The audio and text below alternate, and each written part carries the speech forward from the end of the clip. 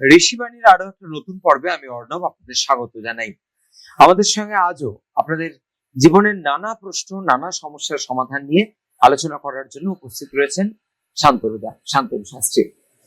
নমস্কার শান্তনুদা। আজকে আমরা যে রাশি নিয়ে আলোচনা করব তা হলো কর্কট রাশি। কর্কট রাশির মানুষের জন্য জীবনের সফলতার প্রকৃত রহস্য কি? এখানে কর্কটকে যেটা রিয়েলাইজ করতে হবে, হোয়াট ইজ ট্রু সাকসেস। মানি, টাকা পয়সা কর্কটকে আনন্দ দিতে পারবে না। কর্কটের মনে হবে I am not satisfied, I need more money. সন্তুষ্ট হতে পারবে না কর্কট, ফলে সে সবসময় নিজেকে একজন ব্যর্থ মানুষ হিসেবে মনে করবে। সম্পর্ক, রিলেশনশিপ, প্রচুর বন্ধুত্ব, কর্কট বেশি দিন বন্ধুত্ব টিকিয়ে রাখা কর্কটের পক্ষে মুশকিল। ভীষণ সেন্টিমেন্টাল, ছোট্ট ছোট্ট কারণে তার মুড অফ হয়ে যাচ্ছে, ছোট্ট ছোট্ট কারণে তার ইগো হার্ট হচ্ছে। এই প্রবলেম থেকে বেরোতে পারে না কর্কট রাশি বা লগ্নের মানুষরা। তাহলে ট্রু সাকসেস কোথায় আছে? স্পিরিচুয়ালিজমের মধ্যে, আধ্যাত্মিকতার মধ্যে, নিজেকে চেনার মধ্যে। আই এম হ্যাপি, এই ফিলিংস খুঁজে পাওয়ার ক্ষেত্রে সবচেয়ে বড় দুঃখ, সবচেয়ে বড় সমস্যা, সবচেয়ে বড় কষ্ট, তার মধ্যেও দাঁড়িয়ে কর্কট যেদিন খুঁজে বার করবে এর মধ্যে পজিটিভিটি রয়েছে। পা ভেঙে গিয়েছে, তখন কর্কট বলবে ওফ, পায়ের উপর দিয়ে গেছে, এই সময় তো আমার মৃত্যুও হতে পারতো। এত বড় দুর্ঘটনা, তার পা ভেঙে গিয়েছে, কিন্তু কর্কট কি বলছে? না বাবা, ভগবানের দয়ায় এবার বেঁচে গিয়েছি, মাথাটা যেন ভাগ্যিস যায়নি। এত বড় দুর্ঘটনা হয়েছে, তার পা ভেঙে গিয়েছে বাইক চালাতে গিয়ে। কর্কট তখন কি বলছে? না, ভগবান তুমি বাঁচিয়ে দিয়েছো, ভাগ্যিস মাথাটা যায়নি, মাথাটাও তো যেতে পারতো, বিরাট বিপদ থেকে আজকে বাঁচলাম। এই ফিলিংসে বাঁচেন কর্কট। যেদিন কর্কট রাশির মানুষরা এই ফিলিংসকে উপলব্ধি করতে পারবেন, সেদিন কিন্তু তার পৃথিবীর সমস্ত কিছুর প্রতি আসক্তি চলে যাবে। গুরুর মাধ্যমে গাইডেড একজন কর্কট রাশি বা লগ্নের মানুষ, তিনি যেদিন এই সত্য উপলব্ধি করতে পারবেন যে সুখ এটা পাওয়া খুব একটা কঠিন নয়, দুঃখ এটাও বেশি দিনের নয়। সুখ দুঃখ সেটা আমার জীবনেরই দুটো দিক। যেমন আমার সামনের একটা দিক রয়েছে, পেছনের একটা দিক রয়েছে। সামনের দিকটা আমি দেখতে পাচ্ছি, কিন্তু আমার পেছনে কি হচ্ছে তাকে তো আমি বুঝতে পারছি না। তাই এই পেছনের দিকটা একটা পার্ট আমার জীবনে থাকবে, যেটা ইনস্ট্যান্টেনিয়াস, যেটা সাডেন, যেটা খারাপও হতে পারে। এটা যেদিন কর্কট উপলব্ধি করতে পারবেন, সেদিন কিন্তু তার মধ্যে আর কোনো আধ্যাত্মিক সংশয় নেই, তার মধ্যে আধ্যাত্মিক সমস্যা নেই। আর কর্কট রিয়ালাইজ করবেন যে yes, I am successful. I have the true realization of life. আমি বাস্তবে আছি, আমার উপস্থিতির উদ্দেশ্য আমি জানতে পেরেছি, আমার এই বাস্তব জগতে টিকে থাকার কারণ আমি জানতে পেরেছি, এবং মন সেটি আমার নিয়ন্ত্রণ। এই উপলব্ধি কর্কট রাশি বা লগ্নের মানুষ যেদিন করতে পারবেন, সেদিন কিন্তু তিনি সাকসেসফুল। তার আর পিছিয়ে থাকার, পিছিয়ে পড়ার কোনো গল্প নেই। অর্থাৎ আপনার কথা থেকে একটা জিনিস আমরা ভীষণভাবে বুঝতে পারলাম, সবসময় একটা পজিটিভ অ্যাটিটিউড এবং সমস্ত খারাপের পেছনেও একটা ভালোকে খুঁজে বের করা। এটা কিন্তু কর্কট রাশির যারা জাতক জাতিকা, তাদের এটাকে একটা অভ্যেস করতে হবে, একটা প্রসেসের মধ্যে থাকতে হবে। কিন্তু শান্তনুদা, এক্ষেত্রে প্রশ্ন আসছে যে কোন আধ্যাত্মিক অভ্যাসের মধ্যে দিয়ে গেলে তারা এই মেন্টাল সেটআপের জায়গায় পৌঁছতে পারবে? প্রথম বিষয়টি হলো মেডিটেশন। কর্কট রাশি, কর্কট লগ্নের মানুষ তারা কন্টিনিউয়াসলি দৈনিক মেডিটেশন প্রসেসের মধ্যে থাকবেন। আধ্যাত্মিক চেতনা, আধ্যাত্মিক জাগরণ ঘটবে, এবং বাস্তবের যে টাফ লাইফ, মাঝে মাঝে হসপিটালে যাওয়া, রোগীদের সঙ্গে সময় কাটানো, তাদের কষ্টগুলোকে রিয়ালাইজ করা। বিভিন্ন জায়গা যেখানে মানুষ খুব কষ্টের মধ্যে থাকেন, আমরা বিধাননগরের একটা জায়গাতে মাঝে মাঝে কাজ করতে যাই, সেখানে মানুষকে রান্না করতে হয় ঘরের বাইরে, মানে তাদের জাস্ট মাথা গোজার জায়গাটুকু আছে, তারা শুতে পারে রাত্রে, কিন্তু তারা রান্না করবে তার জায়গা ঘরের মধ্যে নেই। তাই রাস্তার মধ্যে চলার পথে, রাস্তা আমি বলবো না, তাদের যাতায়াতের পথ কোনো জায়গায় 2 ফুট, কোনো জায়গায় 1.5 ফুট, সেখান থেকে তারা পাশ ফিরে যাতায়াত করেন। সেই জায়গায় দাঁড়িয়ে তাদের রান্না করতে হয় ওই যাতায়াতের পথটার মধ্যে। এই ধরনের মানুষদের সঙ্গে সময় কাটানো, পৃথিবীটা যে টাফ, এই রিয়েলাইজেশন কর্কটকে অভ্যাস করতে হবে। ভালো তো আছি, ভালোতে আমি খুশি, কিন্তু খারাপটাকেও মেনে নিতে হবে।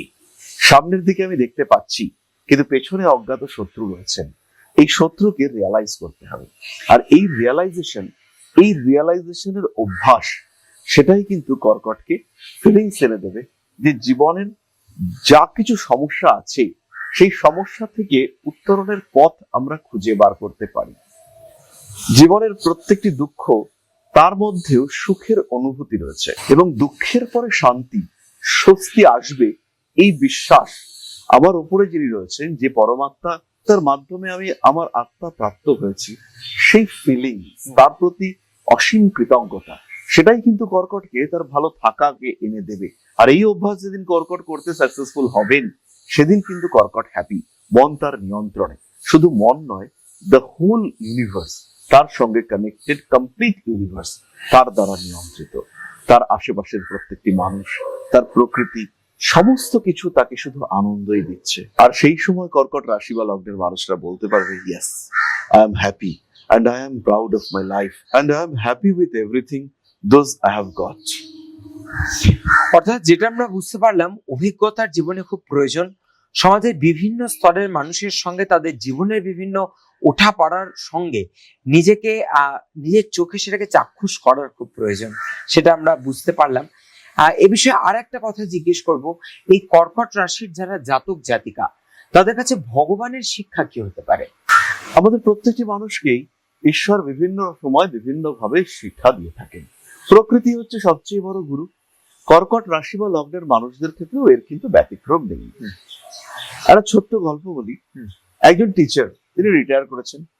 তো তার রিটায়ারমেন্টের পরে প্রচন্ড অবসাদ, কি করবেন তিনি। তো আমি তাকে গাইড করলাম যে আপনি মহাভারত পড়া শুরু করুন। তিনি মহাভারত পড়ে ফেললেন। মহাভারত পড়বার পরে তার মনের মধ্যে প্রচুর প্রশ্ন এলো। তিনি আমার কাছে সেই প্রশ্নগুলো নিয়ে আসলেন। আমি আমার সাধ্যমতো চেষ্টা করলাম তাকে তার কিছুটা ব্যাখ্যা দেওয়ার।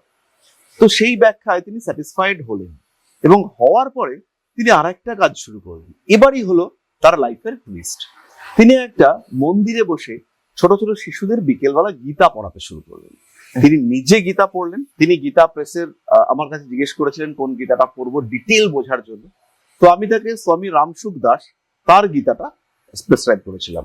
তো সেই গীতা তিনি কিনলেন। কিনে তিনি ভীষণ উৎসাহিত হলেন, কারণ সেখানে প্রচুর শব্দের অর্থ ছিল।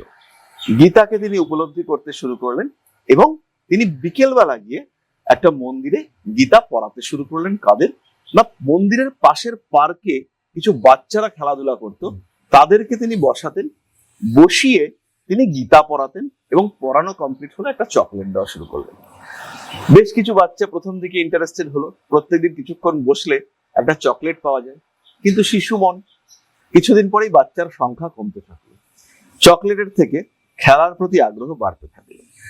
কিন্তু ভদ্রলোক আমার সঙ্গে যতবার যোগাযোগ করেছেন, আমি তাকে বললাম যতদিন পর্যন্ত একটাও বাচ্চা আসছে আপনার কাছে, আপনি পড়িয়ে যান। বেশ কিছুদিন পরে ভদ্রলোক আবার একদিন আমার কাছে এসে উপস্থিত, এক বাক্স মিষ্টি নিয়ে। তা আমি তাকে জিজ্ঞেস করলাম কি হলো। তো বলছেন যে কিছুদিন চলার পরে সত্যি একটা বাচ্চা এসে দাঁড়ালো। আমার রীতিমতো ডিপ্রেসড লাগতো, মানুষ আমাকে দেখে হাসতে শুরু করলো। একদিন আমি ওখান থেকে বেরিয়ে আসছি, এক বয়স্ক ভদ্রলোক এসে বললেন যে আমি তো দেখছি আমার নাতিকে আপনি গীতা পড়াতেন, কয়েকটা দিন পড়িয়েছেন, সে এসেছিল, তারপরে তো বাচ্চা মানুষ চলে গিয়েছিল। তো আমি একটা অ্যাসোসিয়েশনের সঙ্গে কানেক্টেড, আমাদেরকে আপনি পড়াবেন? তো ভদ্রলোক বললেন হ্যাঁ নিশ্চয়ই পড়াবো। আমাদেরকে আপনি পড়ান, আমরা আপনাকে পার মান্থ আমাদের ওখানে এটা করবার জন্য আমরা 10,000 করে রেমুনারেশন দেবো। তো ভদ্রলোক ভাবছেন যে রেমুনারেশন, আবার গীতাটা আমি এক্সপ্লেইন করব, তার জন্য আবার রেমুনারেশন পাবো। তো তিনি পরদিন থেকে সেখানে সংযুক্ত হলেন এবং যেদিন উনি এলেন সেই দিন ওনার কাছে যারা শিখতে এসেছিল তাদের সংখ্যা হচ্ছে 68। ওই দিন তার কাছে 68 জন বসে গীতার মাহাত্ম্য শুনে বাড়িতে গেলেন এবং তারা সবাই 50 ঊর্ধ্ব মানুষ, পুরুষ এবং মহিলা। এবং সবচেয়ে বড় জিনিস হচ্ছে যাদেরকে আমরা কিন্নর বলে থাকি, সেরকমও 4 থেকে 5 জন লোক তারা রেগুলার ওনার কাছে আসেন গীতার বাণীগুলো শুনবার জন্য। ভদ্রলোক আমার থেকে অনেকটাই বড়। যে শান্তরু, আমার দীর্ঘ 32 বছরের শিক্ষক জীবনে এত আনন্দ আমি পাইনি যার সন্ধান তুমি আমাকে দিয়েছো। এই যে নিজেকে উজাড় করে দেওয়া, আমার জীবনে আর কোনো দুঃখ নেই। আমার জীবনের উদ্দেশ্য হচ্ছে গীতার জ্ঞান আর মৃত্যুর অপেক্ষায় বেঁচে থাকা। কোনো সুখের অনুভূতি আমার নেই, কোনো দুঃখের অনুভূতি আমার নেই। আমি শুধু দেখতে পাচ্ছি যে আমার কর্মা, আর আমার কর্মের দ্বারা ট্রান্সফরমেশন হচ্ছে, মানুষ হ্যাপি থাকছে, আর তাতে আমি একটা অদ্ভুত প্রীতি অনুভব করছি, আমার সঙ্গে যেন ঈশ্বরের যোগাযোগ হচ্ছে। থ্যাংক ইউ, থ্যাংক ইউ বলে উনি আমাকে প্রণাম করতে আসছেন। তাই বললাম, এই কি করেন কি করেন কি? তো তিনি আমাকে বুকে জড়িয়ে ধরেন, শান্তনু তুমি আমার এই জীবনের ধারণাটাকে পুরো চেঞ্জ করে দিচ্ছ, you are a true transformer. আমি তো হাসলাম। তো আমরা ফিজিক্সে পড়ে এসেছি ট্রান্সফরমারের কথা, তো সেখানে উনি আমাকে বললেন ট্রান্সফরমার। তো সেই যে একটা ফিলিং, এটা ওনার যে ফিলিং, তার একটা বড় অংশ উনি আমার মধ্যে ট্রান্সফর্ম করে দিলেন। আমিও নিজেকে একটা কিছু ভাবতে শুরু করলাম, এবং সত্যি একটা অদ্ভুত অনুভূতি। ওই ভদ্রলোকের ছিল কর্কট রাশি। অর্থাৎ আমরা এতক্ষণের এই একটা গল্পের আকারেই উনি বললেন, একটা জিনিস খুব পরিষ্কার ভাবে বুঝলাম, প্রত্যেক মুহূর্তে অ্যাক্টিভ থাকতে হবে, সক্রিয় থাকতে হবে, এবং জীবনে পজিটিভ মেন্টালিটি নিয়ে এগিয়ে যেতে হবে, তাহলে সাকসেস কিন্তু আসবেই আসবে। আজকের পর্বে আমরা কর্কট রাশি সম্পর্কে জানলাম, কর্কট রাশির জাতক জাতিকাদের কি করা উচিত কি করা উচিত নয় এ বিষয়ে বিস্তারিত জানলাম। পরবর্তী পর্বে আবারও ফিরে আসবো নতুন কোন রাশির তাদের পথ চলা নিয়ে, তাদের পথ কি করে সুগম করে তোলা যায় সেই নিয়ে। নমস্কার।